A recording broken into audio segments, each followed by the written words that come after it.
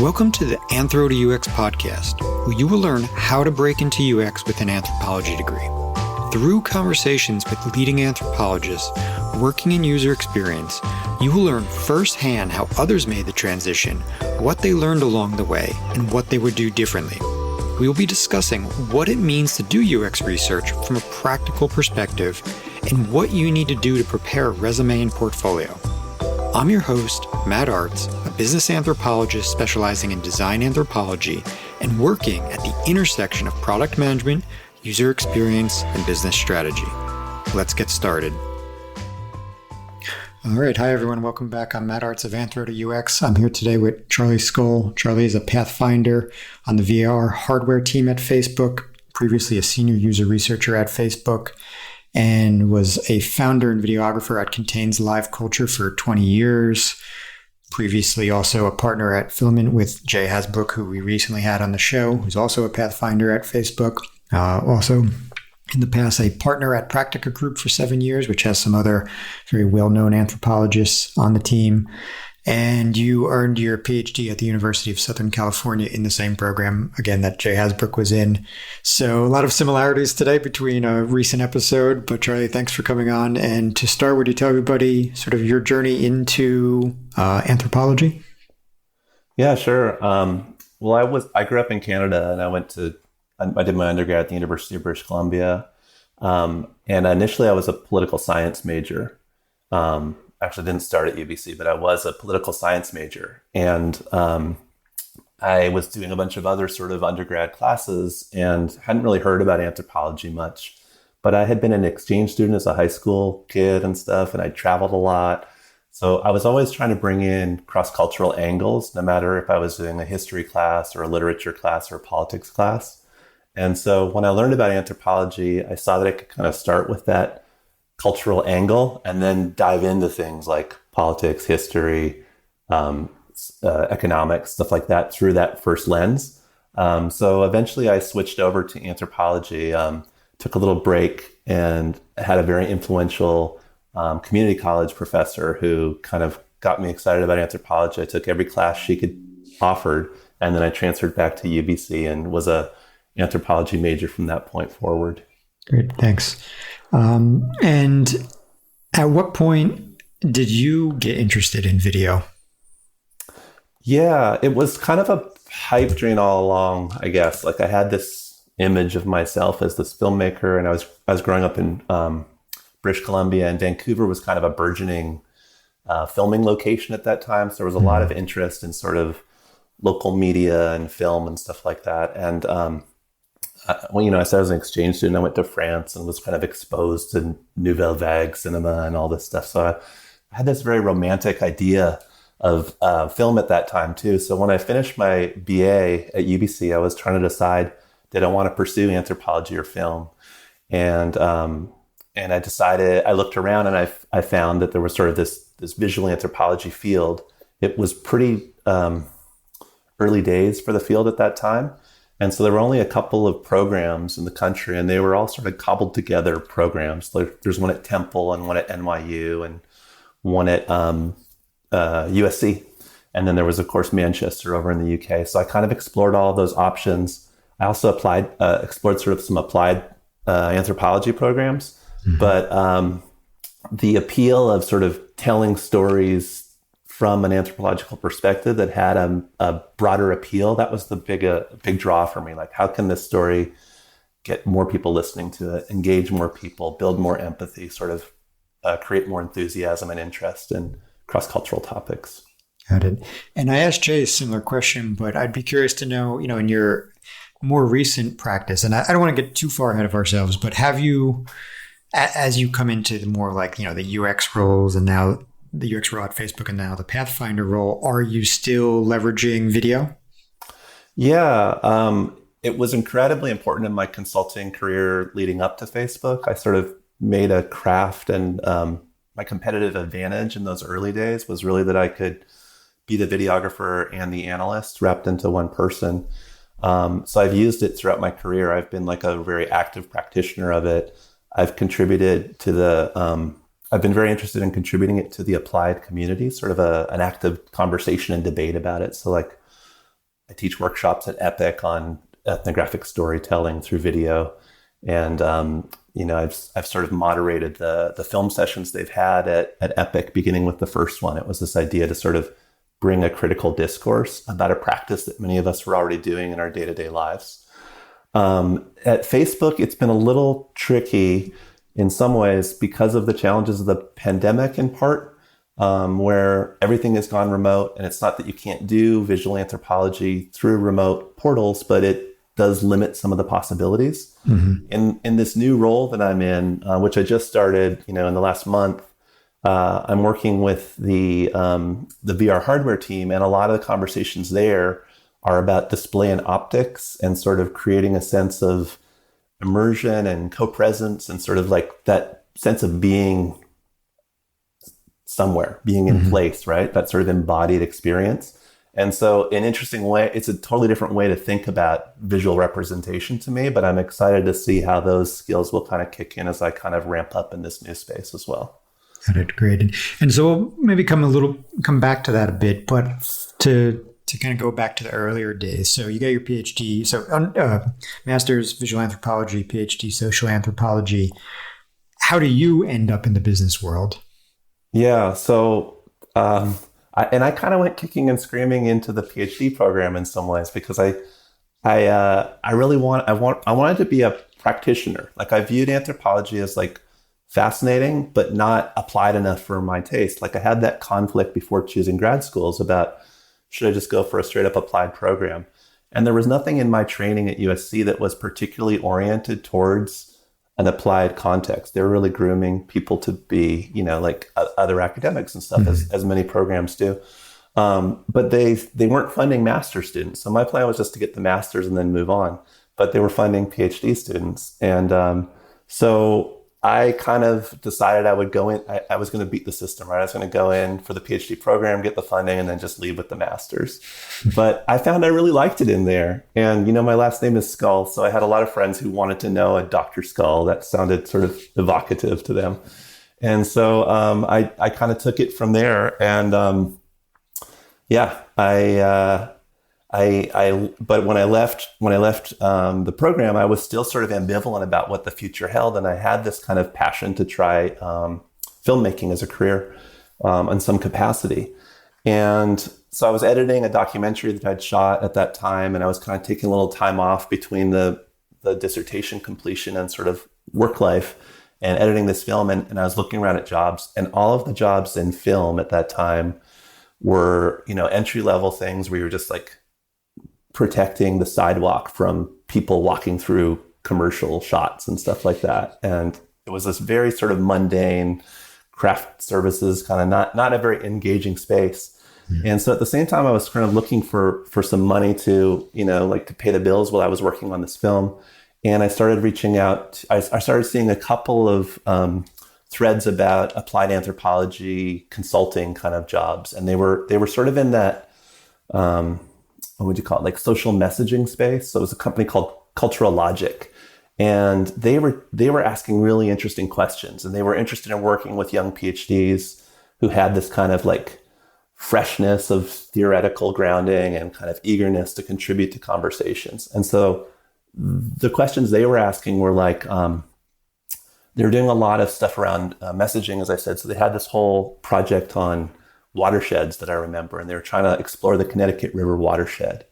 And so they were looking to sort of do all these interviews with experts in the field, and they wanted to pull out this kind of textual analysis that would identify sort of metaphors that might change the conversation around this sustainability issue, and sort of how can we get people to think more carefully about or more consciously about how they were interconnected to the system in which they lived. And so, I mean, that was perhaps fortuitous, but the interest level as a newly in the job market person between the questions that I was being asked to think about as an anthropologist versus the opportunities that were available as a filmmaker were incomparable. Like it was so much more interesting to go down that anthropology path. And so I did that consulting for a little while and started freelancing while I was still finishing up this film and started just making connections. And it became this kind of snowballing thing. But always there was this kind of curiosity out of the gate from the clients who were sort of interested in engaging anthropologists or social scientists. They didn't really care if we were anthropologists. They just wanted a different way of thinking about the world. And that was sort of intoxicating. Grad school was thinking up questions to ask myself and then asking my advisor if they were the right questions and stuff. And there was this sort of introspectiveness to it, which was great. But there was something exciting about people coming to you with questions they really desperately wanted answered, wanted to understand. Great. So thanks for sharing all that. There's a lot in there to unpack. One thing I'd just be curious to get your perspective on before we dive a little bit more into kind of the career journey. So you said you were working on a film, which was a documentary. Now, how do you view the difference between like the sort of run-of-the-mill documentary and something that's more of an ethnographic film? Yeah, I mean, I think ethnographic film is a version of documentary in many ways. It's a storytelling technique, but it's also a form of analysis for me. So I don't think of ethnographic film as only being the end product. I think of it as being a data set as well. In this case, it really was a documentary film. I was doing a biography about environmental psychologist Mike Cohen, who lived in the Pacific. It's a long story. Anyhow, it was a fun film, but it had a very specific intention to it, and it was not necessarily ethnographic. But having said that, I mean, I think the anthropological or ethnographic mindset is part of the way that many of us view the world, right? So like, it wasn't scripted. I'd had kind of a plan for the types of information I wanted to get from Mike, but my approach to shooting this film with him was to spend 10 days living with him essentially and hanging out and shooting a lot of casual interactions and stuff, and to sort of meet his social networks. And sometimes the camera was on, sometimes it was off. So although the film wasn't ethnographic in its storytelling style, it had a narration to it. It had like a very clear structure, like we had an intention going into it. The process of how to learn about that space, I think, was very ethnographic. It focused on material culture, all those kind of things, Great. And so, early on, you eventually hook up with Practica, which today, has many well-known anthropologists associated with it. How did that all specifically come to be? I mean, you mentioned earlier you were doing, I don't know what word to use right now, but I think more or less you were networking, right? And yeah, it was networking and freelancing. Yeah. So, networking is one of those things that, of course, there's many people who maybe are resistant to it, but as this podcast is mainly focused on careers and helping people get into it, you networking and ending up working with Practica is a pretty good outcome of networking. Yeah. And I shared some of those same hesitations about like networking. It felt like a dirty word. It felt like, I don't know what my impression was at that time, was that you were schmoozing people at a cocktail bar and handing out business cards or something, right? But I was trying to force myself to do more of that because I had been working as a freelancer, as I said, and I had like a number of kind of clients I was working with on a regular basis, but it wasn't sustainable enough. So I was living in New York at the time, and I wanted to sort of increase my my range of people I was working with, and I liked the freedom of freelancing at that time. And so there was a group, a chat group that I was part of then called Anthro Design, and I was living in Brooklyn, as I said, and there was a meetup that was arranged in the East Village, and I viewed that as a networking opportunity, even though it was going to be a room full of other sort of practitioners, ethnographers, and designers and anthropologists. And so they were all people who were hustling for work just as I was, right? And I went in there, and it was a bar in the East Village, and I go in, and they had people sort of sitting down, and they were doing a little icebreaker, and they said, okay, turn to the person on your right and introduce yourself. And the person sitting beside me was Patty Sunderland, who was, one of the founders of Practica, and she was the writer of Doing Anthropology, this sort of one of these seminal tomes in the world of sort of business anthropology. And I was kind of blown away. Like, it sounds silly now because I've known Patty, this was 2010. So I've known Patty for over 10 years now. We're really good friends as well. But at the time I was almost a little starstruck because I just read her book. And, here was this person from the book who was kind of sitting beside me.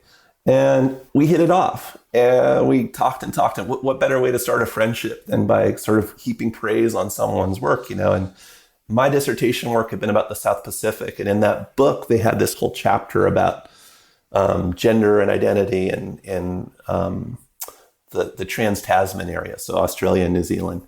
And they had written so succinctly what I had sort of dragged out through 70 pages of dissertation or something. And so I was like, I wish you'd published this before my dissertation. This would have been very helpful. Anyhow, so began a friendship. And it really was a friendship. And from early on, and we just sort of stayed in one another's orbit. So we kind of, every couple months, we'd meet up for coffee and sort of check in with each other. And, we'd meet up at conferences and stuff and kind of hang out there. And eventually that sort of turned into opportunities to sort of collaborate and bring me in on projects. And Practica had always used a lot of video in their practice. They're doing mostly consumer insights research at that time. And so they were interested in that capability as well. But yeah, it was like a dream come true, that collaboration, because it was a small group. It was like 6 partners. And I started out as sort of a junior partner. But it was a very flat hierarchy, and that was deliberate. Like, none of them wanted to manage people. They wanted to practice. They wanted to be out in the field, and then they wanted to write about it. And I really like that balance they were all looking for between, doing the work, but not having their careers feel like just a series of endless projects, but adding up to something more than that. They really felt like they needed to give back to the community and to think critically about this fascinating data set that they had been gathering for many years at that time, which was like the culture of consumption and consumer insights. What do those things mean? Yeah. And they've certainly given back in many forms, from books to all of their participation in all of the conferences and everything else. And, but you also, so aside from your work there, you have your own agency essentially, right? Moving forward as well, which you did for about 20 years. And so how did your work there maybe differ from Practica? Was it pretty much the same type of work, or was there any nuance to that? Well, Contains Live Culture started out as a joke. It was sort of the idea of like what you would read on a yogurt container, right? Contains Live Culture. So I was just playing around with this goofy idea. But it was my intention that it would kind of live on as this continuous ethnographic ethnographic film kind of entity of my practice. So it was work that I was doing on the side. I did a lot of, I was doing kind of promotional. I had this business model for a while that was doing these, it was a sliding scale payment scheme, but I would do these promotional documentaries for nonprofits as a way to kind of raise their profile or put on their websites or sort of tell the story of the work they were doing. And I was telling them from a promotional standpoint, like kind of trying to pull in some marketing savvy into it, but also like giving it this earthy, ethnographic, user-driven or sort of participant-driven storytelling to it. So that's what that became, was a vessel to do these kind of side projects that weren't necessarily well paid or sometimes paid at all, but they were important for nourishing the soul, Yeah. But there were other people along the way too. John Wendell, before joining Practica, he and I had worked together a ton, and he had sort of this niche focus in the healthcare and pharmaceutical industry. So I learned a lot about that space. Ben Cheslick, who just wrote a book along with Mike Youngblood that I think is really fantastic about user ecosystems. So there was like a lot of people who seemed like just big names to me at the time, which seems silly now, knowing them all as people. But they quickly became just part of my social, intellectual, collegial community. Yeah.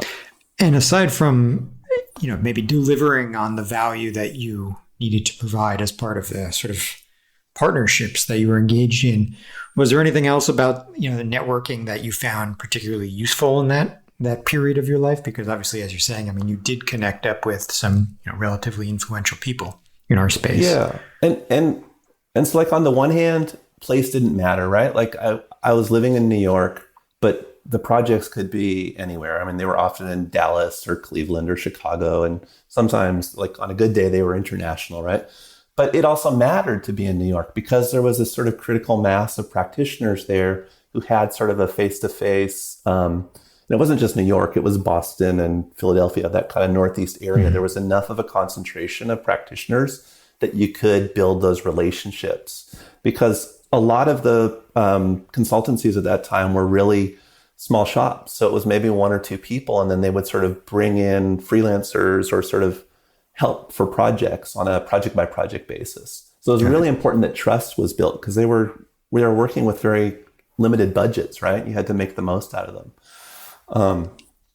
So it was important to be in New York. It was important to sort of invest in those relationships, not cynically, not like in the what can you do for me down the road. I mean, that happened time and time again, but that wasn't the intention with which I approached those conversations. The conversations was really learning about how other people were hustling in this world and what kind of work they were doing, and the natural curiosity that fueled those conversations built trust because the questions were genuine. It wasn't networking, it was sharing and learning.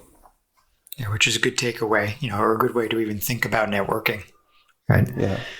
And one of the reasons to really show up at conferences, I actually, I never went to any during the whole course of my applied studies when I was at UNT. I only started going after. And since then, I have built more relationships where you can share. And it's been much more rewarding just to have that kind of community since then. So for anybody who's maybe hesitant to join and engage in such activities, it definitely, they should. Yeah, absolutely. And I think that shift to collegiality is one of the big shifts that's important to make if you plan to move from an academic setting where there depends on the department, of course, but where competition is one of the ways by which you're measured, right? It's not that there's not competitiveness in the business world. Of course there is, but you're not going it alone, and you shouldn't think of yourself as going it alone. You should think about how you can build that network so that you're not going it alone, for all kinds of reasons, to develop your own craft, to sort of have support on those tough days, but for all kinds of other reasons. And that to me was one of the most positive shifts between moving from that academic to that applied setting, was the spirit of collaboration and cooperation. Yeah, great feedback, which is something, for anybody who might work in tech in the future or just really almost anywhere at this point in time, right? We're working on big, messy problems, and there is really no way to go about it alone at all at this point. Yeah, the subject matter is usually just too complex. And that kind of helps us pivot forward towards some of what you're working on now. So where along the path did you actually start to get involved in tech? Yeah. So around 2009, I did a design thinking project for the first time. And I was working with Jay, actually. It was for this nonprofit that was trying to explore the global seafood industry from a design thinking point of view. And so there'd been lots of work happening in that space, trying to focus on seafood sustainability and, whether it was innovation in that supply chain or whether it was sort of business models that were changing the way people were thinking about traceability or where their food came from, stuff like that. Mm-hmm. But they had hired this design thinking firm it was ex-IDEO guys, but it was called Central. And they were trying to approach sustainable seafood as a system. And it was completely mind-blowing to me at the time. I mean, now this is very commonplace. We use Mural, we have stickies on whiteboards. We're all kind of, not all of us perhaps, but these have become very familiar techniques. But at the time it was totally new to me. I was working in this kind of, academic inspired practice where we would go out as a team and do the ethnographic interviews or whatever. If it was consumer insights, then we'd go back to our offices, our home offices. We would all write up our reports, and we would divide up the reports, and one person would write this section, another person would write that. And design thinking was completely different than that. It was making your thinking visible to one another even before you were ready to do it. It was embracing that messiness. It was leaning into friction and tension. And how's this coming back to tech, you may be wondering? Well, in that systems approach to thinking about the global seafood industry, all questions were on the table for how to sort of improve the system as a whole. Was it tech solutions? Was it incubating good business ideas? Was it sort of connecting funders with programs? And and technology was one of the big options on the table right out of the gate. And Central was based in the Bay Area, so it had I was living in New York still, and it had this kind of Silicon Valley venture capital energy floating around that space as well, even though they were kind of taking it from a social entrepreneurship and sort of sustainability angle. And so although digital advertising and some of those other themes had been kind of interwoven through other conversations about consumer insights, this was the first project where I was really seeing how anthropology could play in that space in a much more active way. And it wasn't about building product necessarily yet, but it was about really contemplating the role that that technology could play in sort of recommendations and future outcomes. So from there was really no looking back. Like that design thinking approach to analysis is now like, it's how I do analysis essentially. Like there's other elements to it, but that I've carried that with me ever since, kind of thing. There were other sort of early signs that of sort of, I don't know, getting into that space of using the internet as a data source, as a triangulation point. Started doing some webnography and digital ethnography work as well, not as a standalone data set, but as a complement to user interviews or focus groups or in-homes or, whatever shadowing activities. But that was also very early days for that. And, I was talking about John Wendell earlier, who had this kind of focus on pharmaceutical and healthcare. A lot of the work that I did with him was with chronic disease states that were often very small population size. So recruiting could be very tricky for those. But there were these really active digital communities where people were talking about what living was like and how they were kind of adapting to this lifestyle and stuff. So that became like a really important additional data source to start bringing into reports. So I would say like webnography and the internet as a data source became like an important part of practice around that same time too. And how did you work in video to that process? I mean, obviously it's sort of one data point in there, but did you find any way to incorporate it that was maybe more effective than others? Yeah. So going back to that global seafood supply chain work. So that started off as a project, right? It was just this funded project to explore global seafood as a system.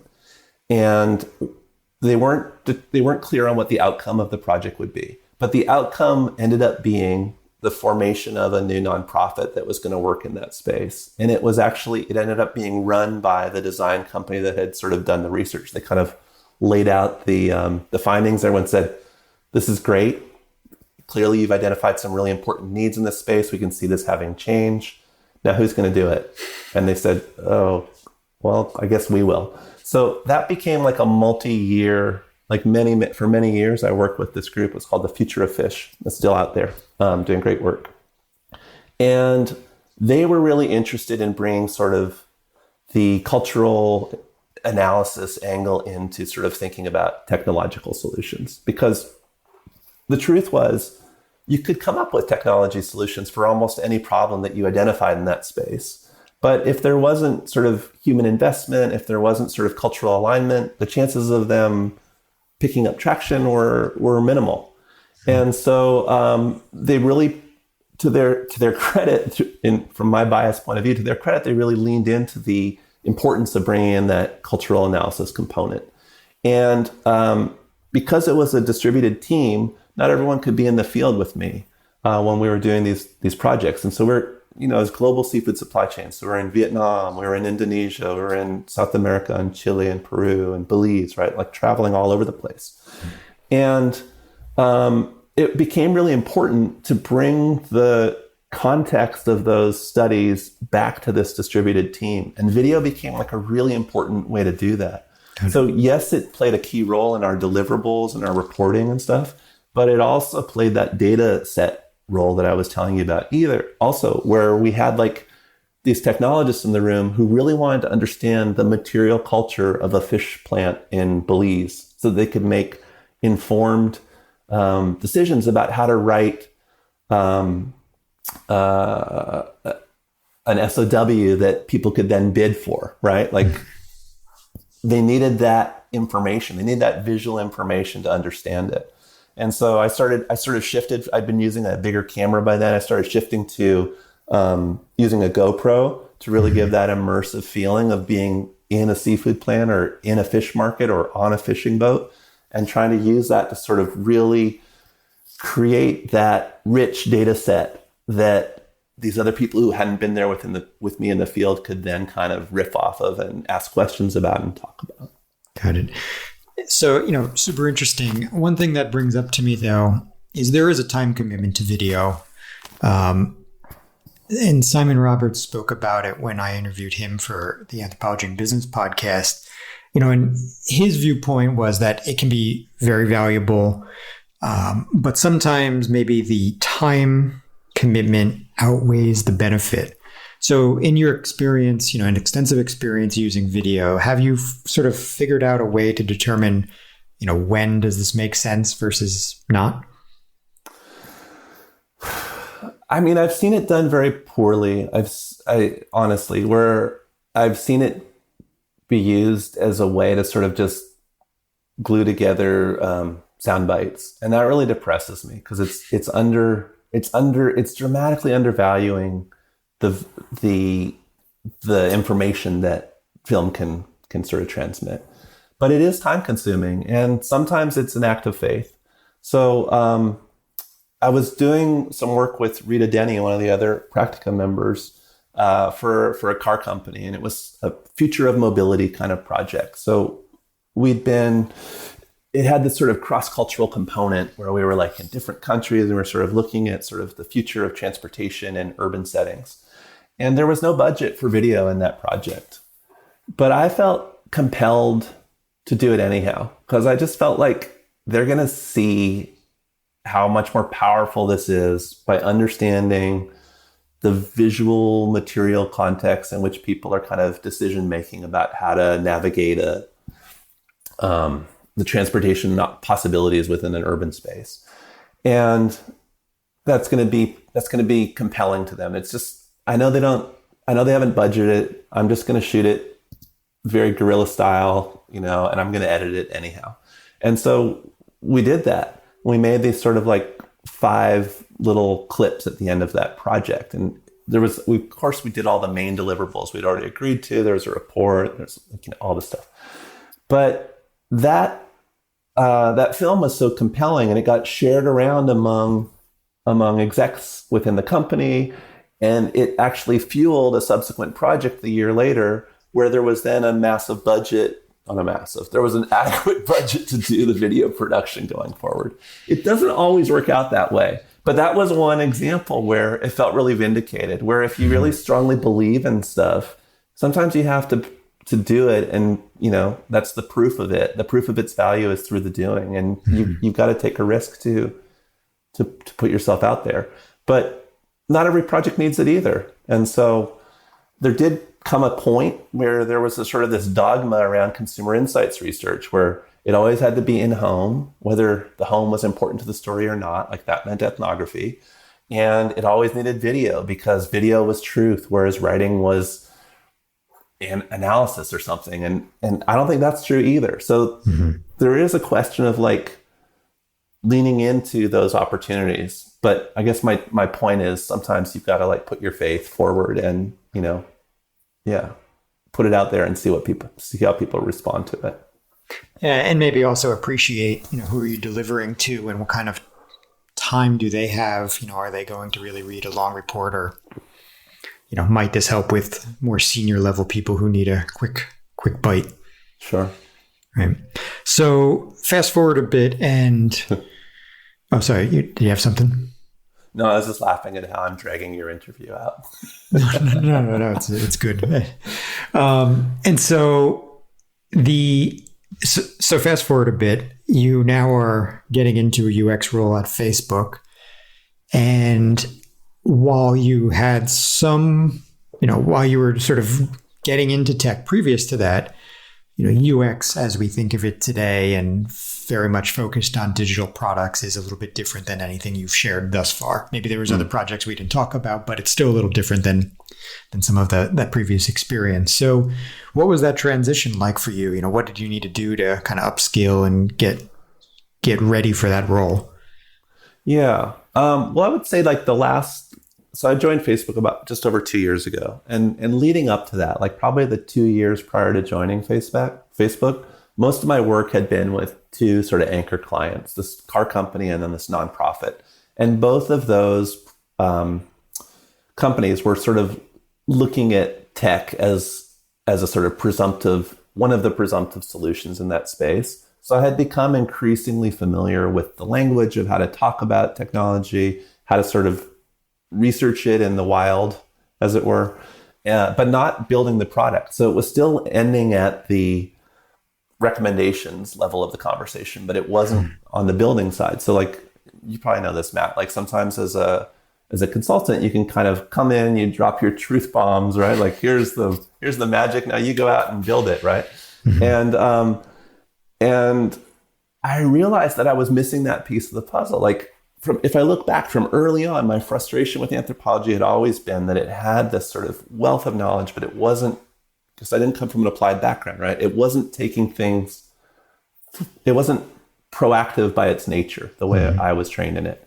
And similarly, I was feeling like my recommendations were just getting up to the point of, here's a recommendation, but like, what next kind of thing? How can I be more involved in sort of execution or making things happen? And so, an opportunity came up to a partner of mine she joined tech. So there was sort of this demystifying of it from like, how's an anthropologist surviving in big tech? I was sort of getting more of that feedback. Mm-hmm. Of course, I had Jay, who'd kind of been in Intel before. So I knew people in those spaces, but I was reluctant to give up what I perceived of as sort of the freedom of the consulting world. But I was also like very drawn to that building things stage of things. So I started to explore possibilities. And what was interesting to me was that anthropology was now part of job descriptions in a way that it had never been when I started out as a consultant. Like it was always a write your own job description kind of world. And now anthropology had been kind of recognized as bringing a unique sensibility into that space.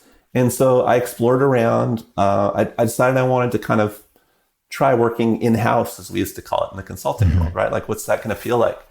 And explored possibilities. And what I found was a lot of companies were really interested in anthropology, first of all, but they were also interested in sort of the diversity of practitioner experience that I had at this point, that I could sort of speak to all kinds of different industries with some level of insight, not in-depth insight necessarily, but some level of insight.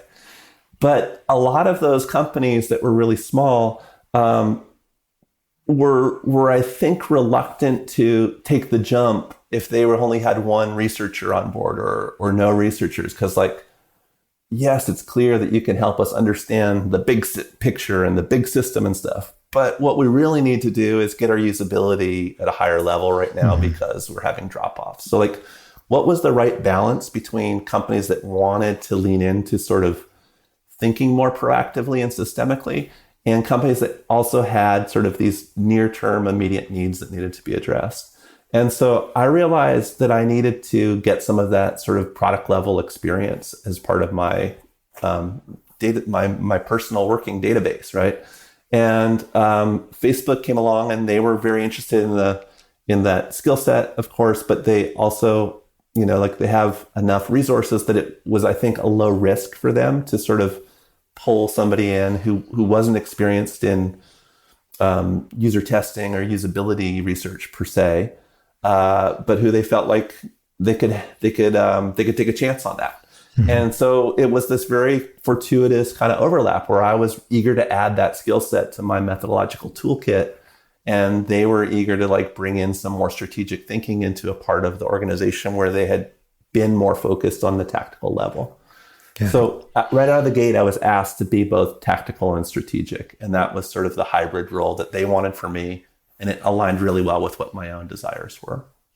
And so, now that you're in a Pathfinder role, reflecting back on the UX role, which was, as you said, a mix of both, but has the tactical component in there. How do you feel about that experience versus, the Pathfinder role? Are you more interested in the generative or? I mean, I'm absolutely more interested in the generative on the whole and the strategic. I mean, I think it's hard. Maybe I'm not right.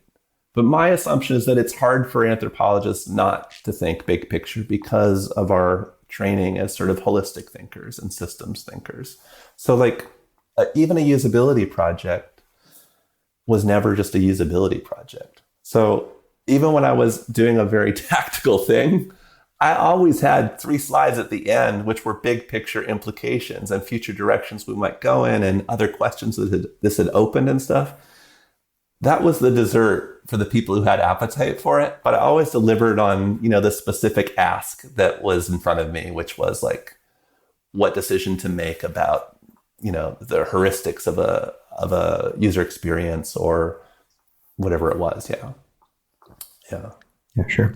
So now I can hear you on why the generative would be, or the pathfinding role would be more interesting. And I think a lot of people who listen aspire to get to those roles. And I want to come back to, a little bit of your thought on how people can maybe put a plan in place to get there. But before we do that, so maybe we can just kind of talk in generalities about the role. I know you can't go into like specific hardware or anything like that, of course, but you did mention earlier that, thinking of essentially video in this sense is sort of new for you.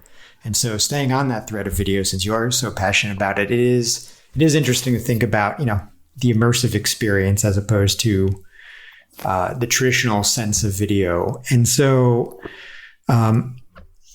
if you can, I don't know if this would get into the space of maybe stuff that you're working on, but it seems like there is the opportunity to maybe present data in even an immersive way that could help people better understand that data set, right? So not just building tools that are immersive so that we have, immersive, say, corporate meetings, but actually presenting our own our own data that way. Yeah, I don't work in the VR space, so I'm not sure what it would take to get there. But have you given that any consideration? And if that would actually help maybe sort of like, sell the experience of what you've sort of observed? Yeah, a little bit. And as I said, it's very early days on this new team. And so I'm sort of seeing what the existing culture around how research works with these cross-functional partners and what the tolerance is for sort of novelty and storytelling. And I guess one of the things that I would say is that first of all, it's a very different group of cross-functional partners for me than what I had in the user experience side, because now I'm working with industrial designers as well as software engineers and display and optics specialists. And there's kind of these whole subspecialties and human factors researchers, right? So like people who have been trained on sort of the physiology of comfort and stuff like that, and ergonomic specialists, right? But having said that, because the space is so exploratory right now, I am seeing a lot of tolerance from cross-functional partners to sort of imagine different ways of helping to envision what the future might look like. So I'm cautiously optimistic that there will be a lot of latitude for that if it can be sort of presented in compelling ways that people will be open to it, because there's just so much eagerness for engaging dialogue about what the future might hold for this space. There's a lot of question marks over things. Yeah, sure. And a lot of opportunity. So now in this role, I know you said that you're working on building a team. So, that is not something that everybody on the podcast is involved in. And so how are you thinking about, what's important to build this team, and what are you looking for in other researchers? Yeah, well, I'm not so much like building the team is maybe the wrong way to phrase it in a way. For this particular project or this particular role, it's a very future-looking roadmap, perhaps uncharacteristically futuristic in terms of how distended it is from where we would typically be building. So it's more exploratory.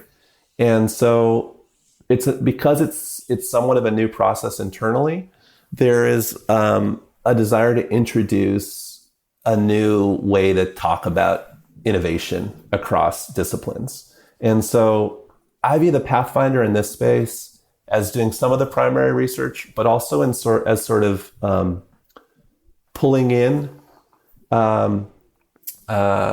information from other sources, synthesizing things, and then helping to build that sort of forum where these conversations can take place. And so sort of a facilitator role in some ways as well. So when I say building the team, it's more about sort of building a forum for us to have these important conversations. So there will be researchers pulled into that space, but it's not necessarily like a whole pack of Pathfinders, although there are other Pathfinders in this space who I'll be interacting with a lot as well. Got it. And so also one of the things I spoke about with Jay that was interesting is, how he's going about synthesizing all this disparate data because, he's, and I assume you as well, but pulling on many subjects, right? You just kind of alluded to that. So while we have always worked with, a variety of data sources, it seems like this role particularly presents the opportunity to maybe pull together more than maybe we're accustomed to, or from many more disciplines than we're maybe accustomed to. So how are you coping with that process? What are you doing to sort of not lose sight of the big picture and practically get through all of that material? Yeah, you're giving me anxiety just asking that question because, like I said, it's early days.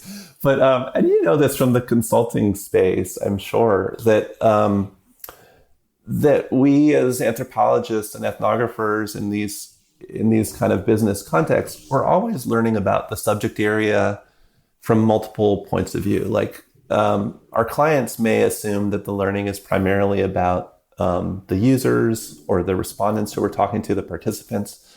But as researchers, we're also pulling in stakeholder interviews or pulling in all these sort of secondary resources, and we're also sort of doing an ethnography of our clients as well. So I view the role of the anthropologist or the anthropologically informed researcher as being one of translation between these entities. And so I am doing a lot of deep reading into sort of prior research and stuff, but I'm also spending a lot of time building those connections, along the same lines of that networking that we talked about earlier. I'm doing my part as an anthropologist to understand the perspectives of all of the people who are bringing very distinct points of view into that room. And I feel like that is equally important to building trust, that trust building and sort of relationship building and knowledge building through relationship is as important as whatever I can read or glean on my own and synthesize on my own. And then providing frameworks that people can use so that the forum for sort of a conversation around innovation is not just sort of Charley facilitating the campfire circle, but that there are specific processes that we can kind of hang our insights on, hang our ideas on, and allow us to talk productively about what direction we might go. So the soft skills you mentioned in there, we like to talk about rapport and, of course, in UX, our business today, empathy is thrown around like crazy.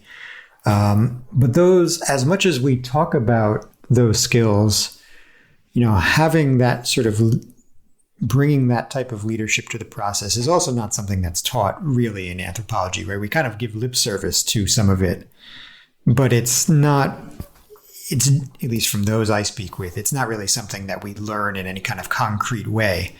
And so any recommendations for people how to be sort of more, maybe persuasive, and I don't mean that in a negative connotation, but, how to sort of build rapport really, at that kind of level within Facebook, and how to, be persuasive in getting people to appreciate these varying perspectives and being the facilitator. I think that there's variation among companies. Facebook has always struck me, like it continues to surprise me, the generosity of time that my cross-functional partners have for one another. and the spirit of collegiality internally. And I've decided to take it at face value and assume that that means the door is open to talking. And one thing I've learned as a practitioner is that people love to tell their story, and the questions that we ask people are not questions that they're asked very often in their daily life necessarily, right? And so leaning into the expertise of someone and really going to them with an open spirit to learn what they know or to get some sense of how they're seeing the world or interpreting it. I don't know how to teach that skill, but having that curiosity and that humility, and similarly having a generosity of spirit yourself. So anyone who asks me for time internally, I give it to them because I want to pay back that sort of that culture of collegiality that I've so benefited from. And going back to Practica for a second, that was always the thing I liked about that group, was how approachable it was, how much desire there was to collaborate and to be collegial. Because it could have just been 6 private practices going off in the world, but the benefit was in sharing knowledge. So in this space, I don't know, probably I benefit a little bit from the gray hair, I've been out in the world for a while, so people give me the time of day a little bit, but I think I try to bring a genuine curiosity to those conversations, and it seems to be serving me well in this space. And part of the way I learn is by hearing people tell stories rather than just reading it and understanding it independently. Got it. Yeah. So, in terms of maybe some recommendations for other people, it's a Pathfinder role is not something you're going to walk into, out of undergrad, let alone maybe even a PhD program, right? That's likely a role that you earn through demonstrating value and having experience. But there's a path to get there for sure, as there is a path to get to anything. So for people who are interested in this sort of very kind of big open picture kind of problem space, wicked problem area, what do you think they should be thinking about now if they have a couple years to begin sort of planning for that process, to get into a role like that? It's not necessarily, just to dispel for a moment, it's not, being a Pathfinder is not all about seniority either, I don't think. It's also about having this kind of future-oriented mindset. And so one of the ways that I transitioned into this role was, I was telling you I was doing tactical and strategic work. And one of the strategic initiatives that I took on was to introduce speculative design as a methodology into the ads organization where I was working at Facebook. And there were people who had used it before, but we didn't have a use case internally. So I was able to do this big project. I got sort of director level buy-in. That there was interest at the director level in this work. I was able to sort of make a case for why I thought it would sort of take the team in a different direction. Mm-hmm. And based on the success, or sort of not the success necessarily, but it was a successful project. It generated a lot of curiosity and interest internally.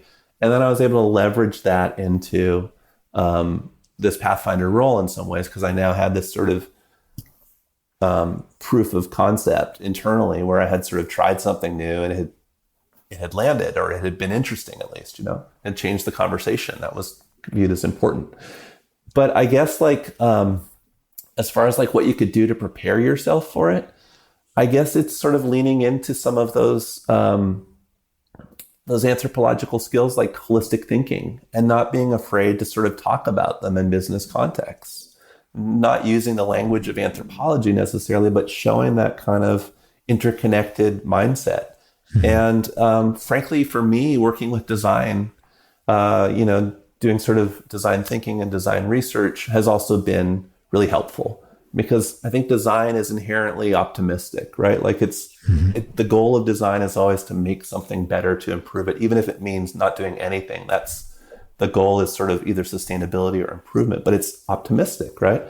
And there's something about optimism that allows you to be a future thinker in a way that straight up anthropology training hadn't led me down that path. So for me, that collaboration has been key for how to talk about process and how to think more proactively and sort of bring that sort of sense of anticipation into those conversations. Yeah, no, I agree with you. And that's really what drew me to the design anthropology literature because, stopping at being critical wasn't really enough, Yeah. right? It's really about proactively what can we do to now change something. So yeah, I'm with you there. So in terms of, I know you have a lot going on. It sounds like, I think you might have an upcoming talk. Is there anything you want to plug? Anything that you'd like to mention? Well, I am going to be at Epic, the Epic conference, this year. So I'm giving a tutorial on video ethnography storytelling using only your smartphone. So it's about sort of leaning into constraints and not allowing remote conferencing to limit our sort of imagination when it comes to visual storytelling. So that happens in sort of the week leading up to the conference. And then I'm co-presenting with Sonia Atari, another researcher at Facebook, the speculative design work that I was mentioning earlier. So those are two things kind of coming up in October, early October.